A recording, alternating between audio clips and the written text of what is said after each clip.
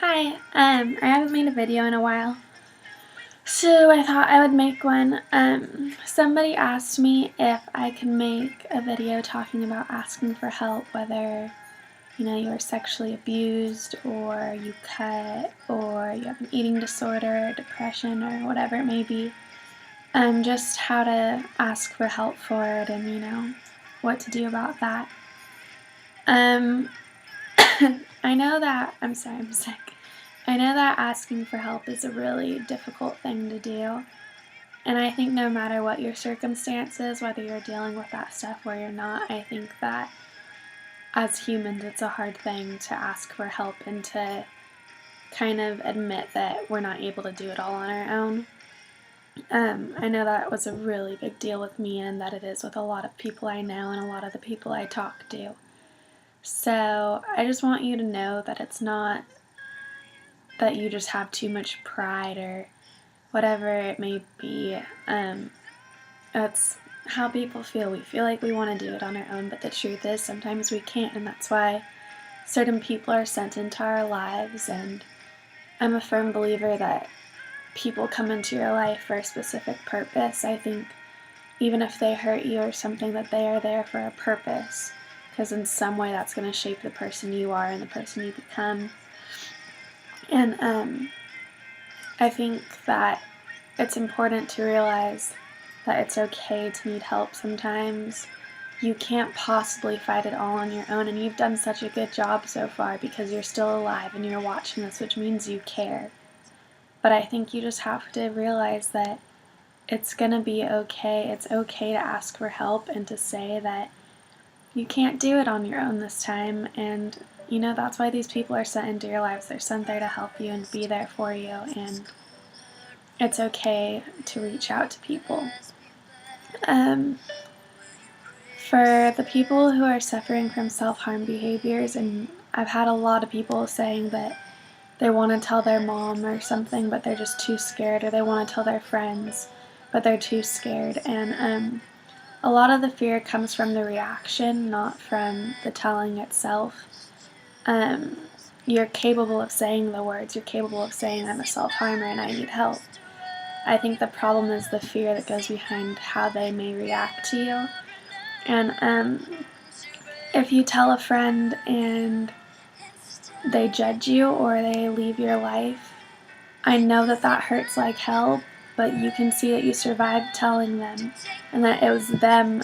They were the ones who judged. They were the ones who weren't open. They were the immature ones. They were the incapable ones.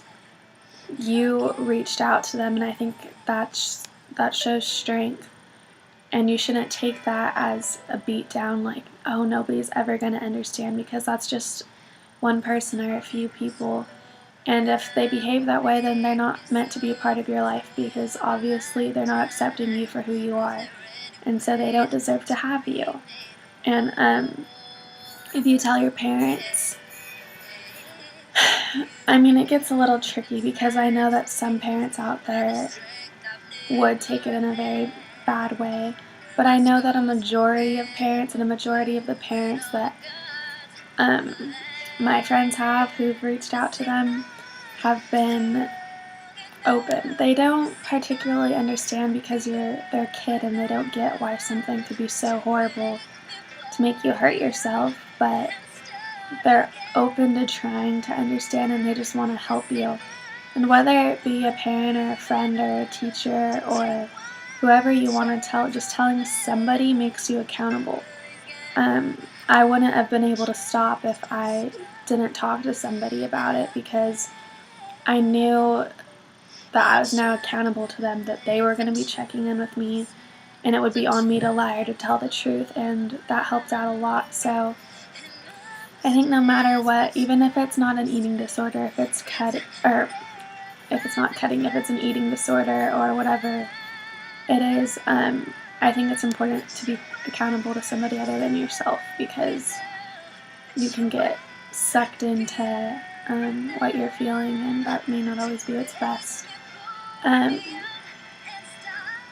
matter what, though, it's gonna be okay. I mean, if you're scared of the people leaving you because you feel like they're all you have, then if they do leave, then they don't deserve to be in your life, and they were going to leave eventually anyways. It just might have been in a different time. If you can afford to go to therapy, I would suggest that. If you can't, then there's always counselors, or there's people online to talk to. Like, you can talk to me, or there's a lot of people online that you could talk to, or numbers that you could call.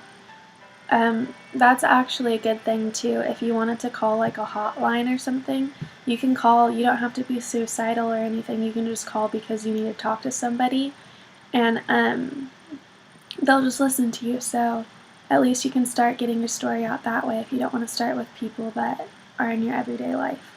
So I think that's a really amazing thing too.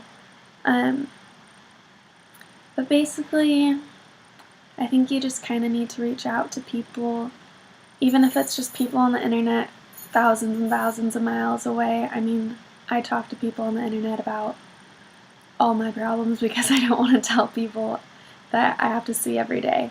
But I just think it's important to tell somebody, and you're strong enough to make it through it. I know you don't feel strong enough, and that hurts, and that you're scared, and you're really scared, and I understand that. Trust me, I do. But I'm telling you that it really does get better.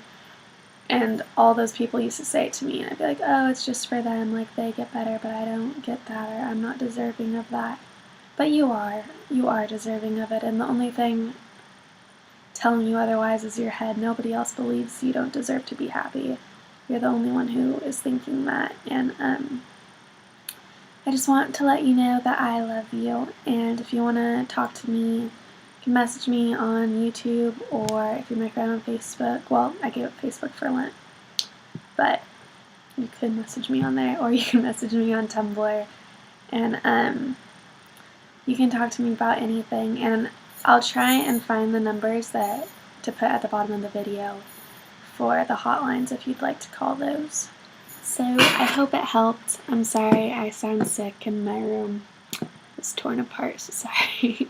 But I hope this week goes good for you, and I hope you realize that you're capable of doing it.